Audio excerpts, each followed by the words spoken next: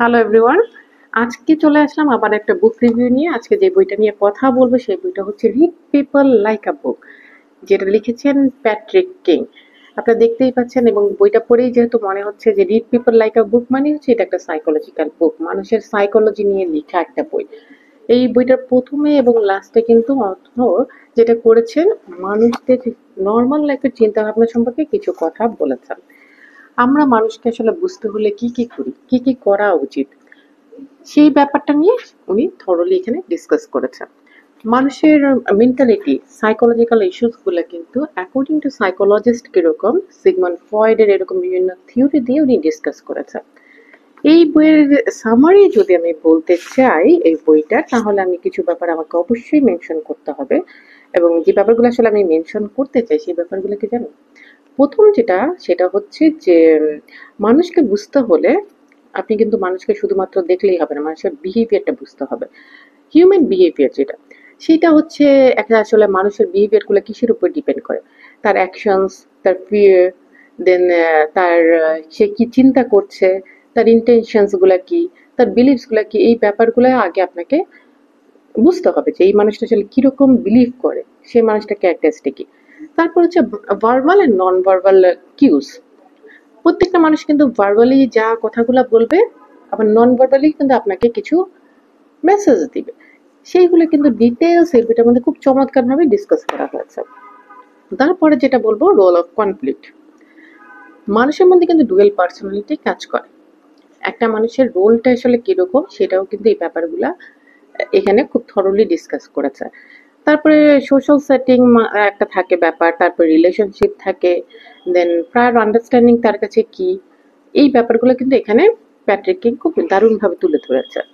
তারপরে যেটা বলবো যে মানুষের জেস্চার এবং পশ্চার, মানুষ যে ফ্রেজগুলো ডেইলি লাইফে ইউজ করে সেই ব্যাপারগুলো কিন্তু প্যাট্রিক এখানে তুলে ধরেছে, অনেক এরকম এক্সাম্পলস দিয়েছে এবং রিয়েল লাইফ এক্সাম্পলস গুলো শর্ট কিন্তু সুন্দর করে দিয়েছে। পরে যেটা হচ্ছে আরেকটা মানুষের সাইকোলজিক্যাল ফ্রেমওয়ার্ক।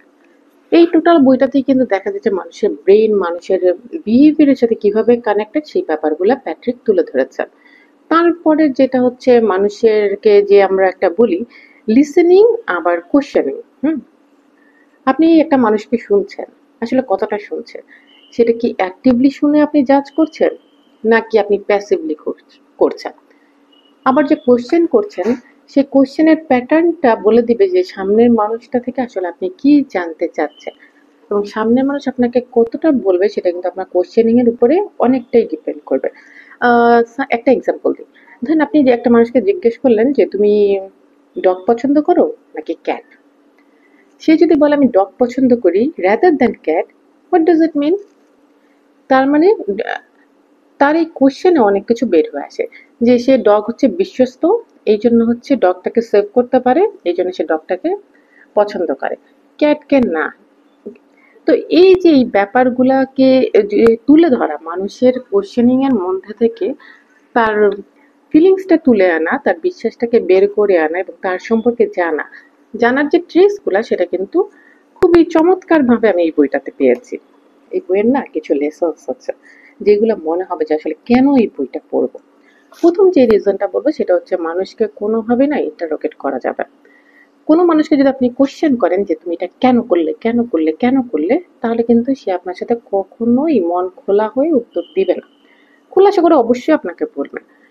রেদার আপনি যদি খুব সফট টোনে কথা বলেন এবং সেই মানুষটা থেকে আসলে আপনি জানতে চান এবং আপনি যদি একবার তাকে এটা বিশ্বাস করাতে পারেন যে আপনি একজন অ্যাক্টিভ লিসেনার, তাহলে দেখবেন যে সে কিন্তু আপনার কাছে খুব ইজিলি ব্যাপারগুলা শেয়ার করছে। তারপরের যে ব্যাপারটা আমার কাছে খুব চমৎকার মনে হয়েছে এই বইয়ের সেটা হচ্ছে ইমপ্যাথি হচ্ছে ভীষণ ইম্পর্টেন্ট একটা ব্যাপার। ইমপ্যাথি কিন্তু আসলে একটা কি, ইমপ্যাথি যখন আপনি মানুষকে দেখাবেন, that means you do care for her or him. তার মানে ইমপ্যাথি ম্যাটার্স। আপনি যখন কথা বলুন তখন যদি আপনি ইমপ্যাথাইজ করেন, ইমপ্যাথি নিয়ে কথা বলেন, সেটা কিন্তু আপনাকে অনেকটাই সাহায্য করবে একটা মানুষকে বুঝার ক্ষেত্রে। তারপরে হচ্ছে আপনি যে মানুষকে বুঝতে চাচ্ছেন সেটা তো আপনি একদিনে পারবেন না অবভিয়াসলি। আপনাকে কিন্তু জাজমেন্টাল হওয়া যাবে না। এটি কিন্তু একটা মাইন্ডফুলনেস এর ব্যাপার, একটা প্র্যাকটিসের ব্যাপার। আপনি স্লোলি যদি এই ব্যাপারগুলো আপনি রিয়েলাইজ করেন, আস্তে আস্তে যে আপনি একটা মানুষকে শুনতে শুনতে আপনি যদি নিজেই হাইপার হয়ে যান, তাহলে কিন্তু হবে না। রেদার আপনাকে খুব শান্ত থাকতে হবে, খুব শান্তভাবে শুনতে হবে এবং প্রত্যেকটা কথার কিন্তু সেভাবে আপনি যদি অ্যানালিটিক্যালি জাজ করেন দেন আপনি একটা মানুষকে খুব ইজিলি বুঝতে পারবেন। তারপরে যেটা বলবো মানুষের বিহেভিয়ার। যখন কোনো একটা মানুষ রিঅ্যাক্ট করছে, সেই মানুষটা রিঅ্যাক্ট করা থেকে আপনি রিঅ্যাক্ট করছেন নাকি আপনি তার রিঅ্যাক্টের কারণটা বুঝতে চাচ্ছেন। আপনি যদি কারণটা বুঝে এটার অ্যান্সার ব্যাক করতে পারেন then you are a good listener, otherwise you are not. Last যেটা বলবো সেটা হচ্ছে অবজার্ভ মোর অ্যান্ড জাজ লেস। আপনি মানুষকে চারপাশের মানুষকে যত অবজার্ভ করবেন আপনি তত বুঝতে পারবেন। রিয়েকশন কিন্তু কখনোই কোনো কিছুর রেজাল্ট না। বইটার প্রথম থেকে শেষ পর্যন্ত এরকম প্রচুর এক্সাম্পলস দিয়েছেন প্যাট্রিক এবং খুব দারুণ দারুণ শর্ট কোশ্চেন্স আমাদের ডেইলি লাইফের কোশ্চেন্সগুলো নিয়ে অনেক কথা বলেছেন।